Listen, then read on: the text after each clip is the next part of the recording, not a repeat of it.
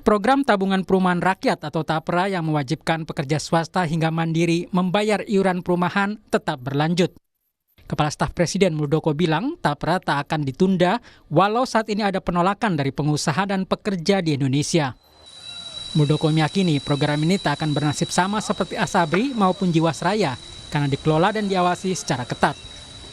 TAPRA ini bukan potong gaji atau bukan iuran. TAPRA ini adalah tabungan. Di dalam undang-undang memang mewajibkan, ya mewajibkan. Ada undang-undangnya mengatakan mewajibkan. Tetapi bentuknya nanti bagi mereka yang sudah punya rumah bagaimana? Apakah harus membangun rumah? Nah, tadi kita diskusi di dalam. Nanti pada ujungnya kalau pada usia pensiun selesai itu bisa ditarik dalam bentuk uang yang fresh dengan. Para pekerja swasta menyuarakan kegelisahan soal program TAPRA yang ditetapkan pemerintah. Mereka mengeluhkan beban pengeluaran bulanan bertambah. Kayaknya saya nggak setuju banget ya. Soalnya dari pemotongan aja udah banyak ya. Dan juga TAPRA juga kalau dihitung-hitung ya nanti pas saya pensiun juga nggak bakal bisa dapat rumah. Kalau menurut saya dengan TAPRA ini yang mungkin manfaatnya nggak bisa langsung dirasakan, mungkin buat karyawan seperti saya ya itu cukup memberatkan. Atau bahkan ada pegawai juga yang sebenarnya udah punya rumah kan, tetapi kenapa harus punya potongan TAPRA itu untuk subsidi silang begitu Mbak? Selain TAPRA, gaji para pekerja juga dipotong untuk iuran BPJS Kesehatan sebesar 5%. Lalu BPJS Ketenagakerjaan yang meliputi jaminan hari tua 5,7%, pensiun 3%, kehilangan pekerjaan 0,46%, kecelakaan kerja dengan kisaran 0,24% hingga 1,74% tergantung resiko dan jaminan kematian. Sementara mereka yang berpenghasilan di atas 5 juta per bulan ada pula potongan pajak penghasilan yang besarannya 5 hingga 35%, makin besar gaji, makin besar potongannya. Maka jika dirata-rata dalam sebulan sedikitnya ada sekitar 18% potongan dari gaji para pekerja. Undang-Undang Nomor 4 Tahun 2016 tentang Tabungan Perumahan Rakyat direvisi melalui PP Nomor 25 Tahun 2020. TAPRA tidak hanya diperuntukkan bagi PNS, tetapi semua pekerja yang memiliki penghasilan senilai upah minimum wajib jadi peserta TAPRA. Lalu kebijakan ini kembali direvisi melalui PP Nomor 21 Tahun 2024 pada 20 Mei 2024.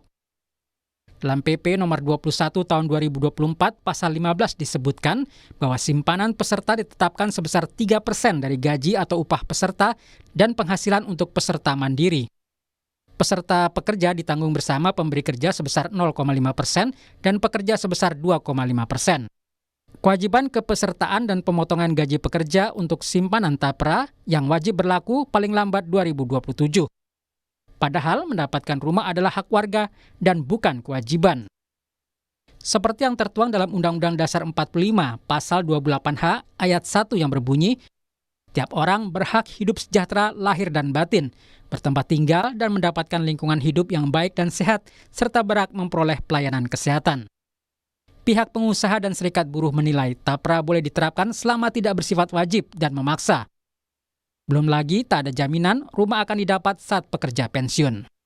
Kalau kami melihat sebenarnya kalau konsep ini mau dipakai pertama, kalau tamanya tabungan ya sukarela aja gitu. Jadi tidak perlu mengharuskan pemberi kerja dan pekerja untuk mengiur. Sebenarnya penyiapan perumahan rakyatnya itu sebenarnya bagus gitu. Cuman mengapa ya kita harus dibebankan tambahan iuran lagi gitu. Padahal saat ini juga sudah ada untuk kesiapan melalui JHT ini gitu ya, program. Betulkah TAPRA bisa mewujudkan mimpi para pekerja untuk punya rumah? Lalu seperti apa dampak potongan TAPRA bagi para pekerja? Kita bahas bersama Tauhid Ahmad, Direktur Eksekutif Indef. Pak Tauhid, selamat malam. Selamat malam Mbak Livi, saya senior ekonom Indef, Mbak. Siap, senior ekonom Indef, Pak Tauhid Ahmad. Selamat malam juga Sipin Putra, dosen honorer Universitas Kristen Indonesia. Selamat malam Pak Sipin. Selamat malam Mbak Livi. Selamat malam juga Pak Kamru Samad, anggota DPR RI Komisi 11 dari fraksi Partai Gerindra. Selamat malam. Selamat malam Mbak.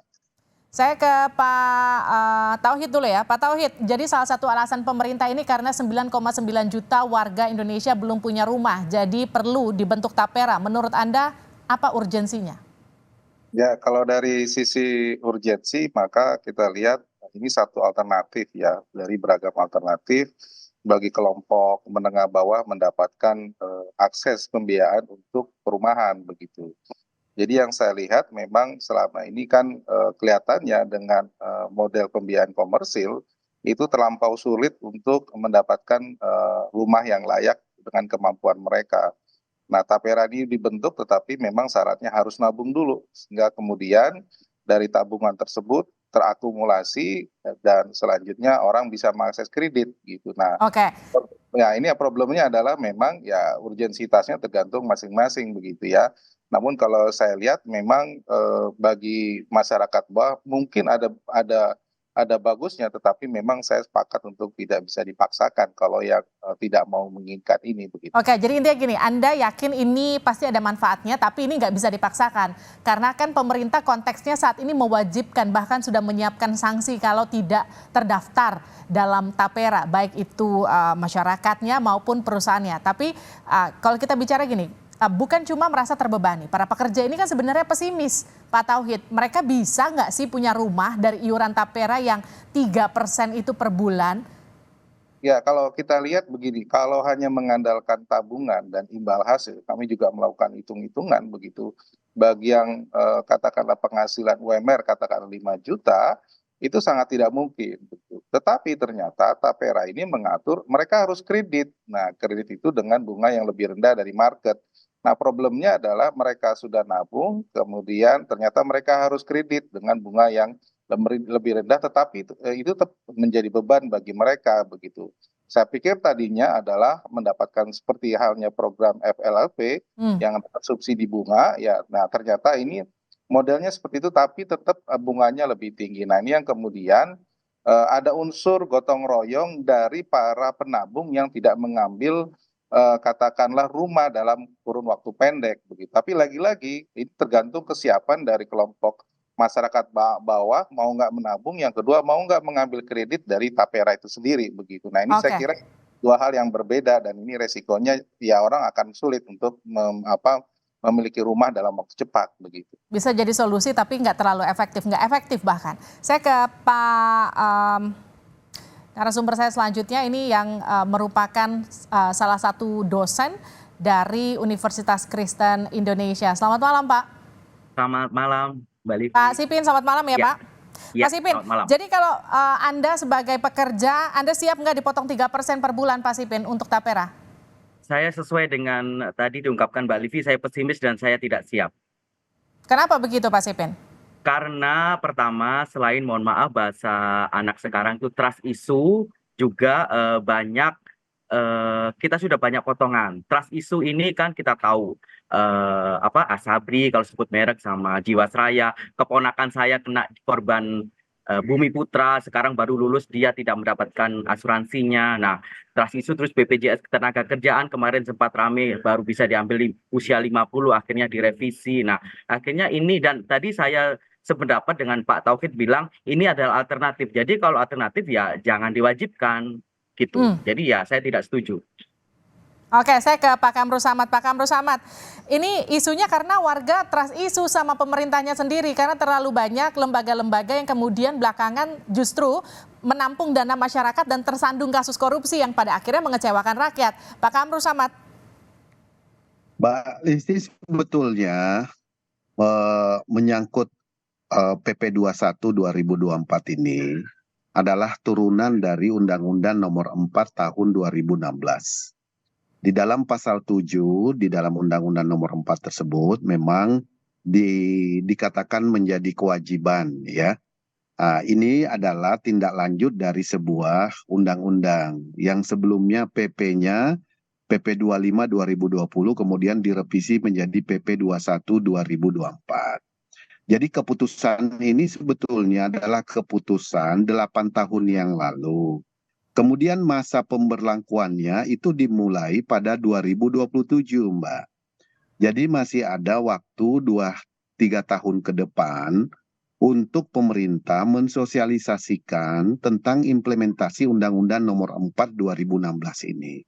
Sehingga kesempatan ini masyarakat atau aspirasi yang berkembang baik dari kalangan pekerja, swasta maupun dari mandiri maupun dari dunia usaha itu bisa diserap aspirasinya karena masih ada waktu sebelum diterapkan diimplementasikan secara sungguh-sungguh atau sebelum BP Tapera membuat peraturan dari komitenya. Jadi ini sosialisasi ini yang perlu disampaikan. Baik, Pak Kamrus Samad, sekarang gini, maaf saya potong.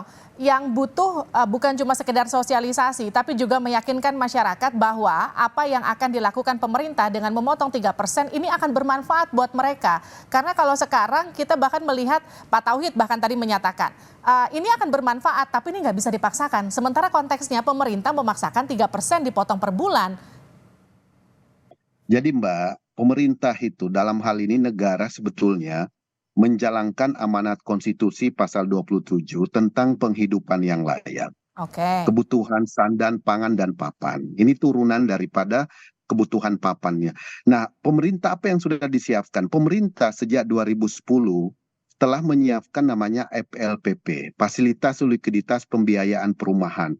Mbak Isti, kalau buka data 14 tahun terakhir ini, serapan FLPP itu jauh lebih besar dari pekerja swasta dibanding PNS atau TNI dan Polri.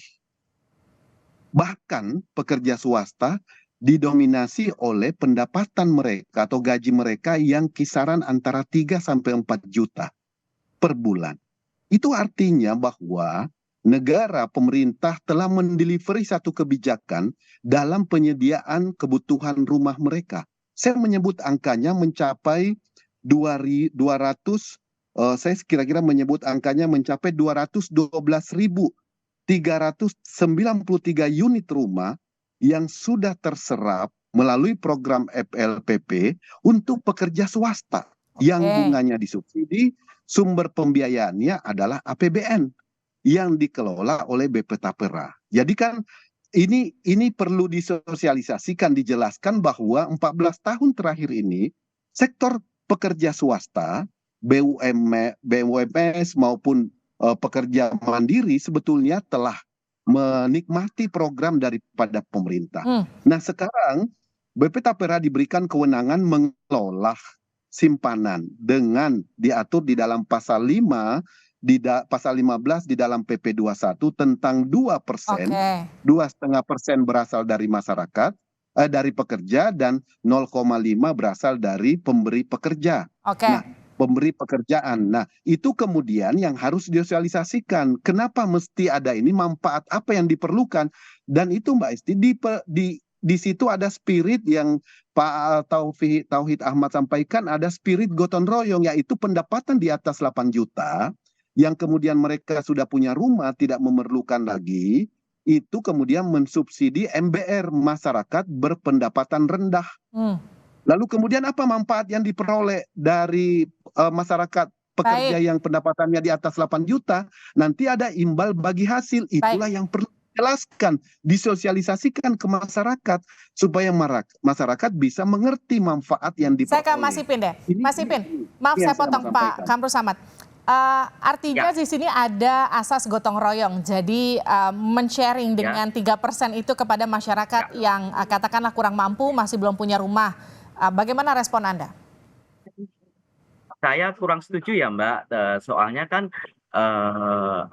itu kan hak masing-masing ya, apalagi kita di sini juga sudah ada kemajuan teknologi, investasi dan saya khawatirnya ini Mbak, satu poin penting nih, inflasi. Jadi kalau 3% berapa puluh tahun saya ibaratnya saya belum punya rumah nih Mbak, terus 10 tahun saja itu uang nggak cukup untuk beli rumah di pinggiran Depok, sangat nggak cukup Mbak. Jadi apa gunanya? Saya setuju ada alternatif, kan tadi sudah Bapak bilang Pak Kamrus Samad, ada FLPP dan PNS juga ada subsidi, rumah subsidi, itu saja yang dioptimalkan. Ngapain bikin acara baru Tapera ini gitu loh.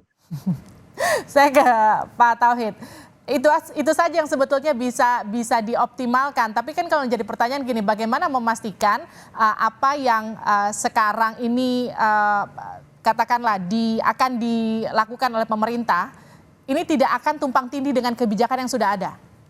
Ya, saya kira ini kan tadi akan blending ya, karena kan FLPP tentu saja ada ada katakanlah dana APBN masuk begitu ya ke BP Tapera tentu saja. Nah, ketika nanti ada iuran, maka sedikit demi sedikit itu akan berkurang karena nanti ada unsur partisipasi atau gotong royong dari kelompok non-MBR membantu yang MBR. Nah, ini yang kemudian menurut saya harusnya ya pemerintah tetap komitmen bahwa bantuan untuk subsidi bunga maupun FLPP jangan dihentikan begitu ya, sehingga yang benar-benar katakanlah kelompok bawah benar-benar bisa mendapatkan. Nah, masalahnya begini, ketika katakanlah ini berjalan ya, masyarakat tetap harus katakanlah karena mereka harus kredit ya melalui BP Tapera dan ada bunga. Nah, bunganya itu sudah tidak lagi mendapatkan subsidi kalau saya baca dari peraturan pemerintah ya yang 2020 maupun yang 2000 yang terbaru 2024, sehingga fasilitas tadi kelihatannya sedikit demi sedikit akan berkurang begitu kalau dia pindah ke BP Tapera. Nah, ini yang kemudian akhirnya mungkin bagi kelompok bawah ini akan semakin memberatkan meskipun mereka katakanlah mendapatkan fasilitas bunga yang lebih rendah dari komersil ya. Cuma kan ini harus ada hitung-hitungan seberapa jauh ini bisa mendorong mereka masuk begitu. Yang kedua memang kalau saya lihatnya agak isu yang tadi sempat di awal Bu Livi sampaikan ya mengenai sanksi. Kalau kita baca di regulasi PP yang tahun 2020, sanksi ini rupanya memang kalau kita baca paling berat yang akan dirasakan adalah diterima oleh pemberi kerja. Pengusaha ya, dicabut izin kerjanya ya Pak? Peringatan tertulis, denda administratif, publikasi kepatuhan pemberi kerja sampai pencabutan izin usaha. Tetapi bagi manajer investasi yang seringkali katakanlah mungkin salah dalam mengelola investasi atau bahkan katakanlah mengakibatkan ya seperti halnya kasus seperti tadi ya di lembaga-lembaga pemerintah di keuangan lain, maka ternyata hanya administratif berupa peringatan tertulis. Nah, ini menurut saya akhirnya membuat tidak imbang dalam soal sanksi yang tidak bisa mengikat. Nah, saya kira ini hal yang perlu diperbaiki dalam kalau ini ternyata memang 2027 masih ada waktu untuk melakukan perbaikan. Oke, saya ke Pak Sipin. Pak Sipin, kalau nanti ini diimplementasikan 2027, sebesar apa sih dampak potongan Tapera bagi para pekerja? Dampaknya sangat kecil, Bu Livi, karena tadi ya selain inflasi juga ketidakpastian ekonomi. Nah, kemudian balik lagi saya ungkapkan tadi trust issue, bagaimana pengelolaan uang yang kita ditarik 3% tadi, 2,5 dari kita, 0,5 dari kantor kita. Nah, itu ya kami trust issue bagaimana mengelolanya, katanya nanti dikelola sama pemerintah, kemudian diinvestasikan. Nah, trust issue kami adalah yang dari plat merah aja uangnya mohon maaf nih digarong gitu loh, Taspen, Jiwasraya, Asabri, Bumi Putra. Nah, ini bagaimana ya, kami usaha sendiri, nabung sendiri. Jadi pemerintah mempermudah aja dan memaksimalkan FLPP, KPRS subsidi itu saja gitu. Jangan narik uang kita lagi. Saya Muslim, saya sudah zakat gitu loh. Oke, saya sudah dapat poinnya. Tapi yang pasti nanti kalaupun ini pada akhirnya akan jadi diimplementasikan, ada PR sosialisasi kurang lebih sekitar 3 tahun ke depan di mana pemerintah harus meyakinkan masyarakatnya bahwa uang Tapera satu pasti aman, yang kedua pasti harus bermanfaat buat masyarakatnya. Terima kasih Pak Ahmad Tauhid, ekonom senior Indef, Pak Sipin Putra, dosen honorer Universitas Kristen Indonesia, Pak Kamru Samad, anggota DPR RI Komisi 11 dari fraksi Partai Gerindra. Sehat-sehat selalu Bapak.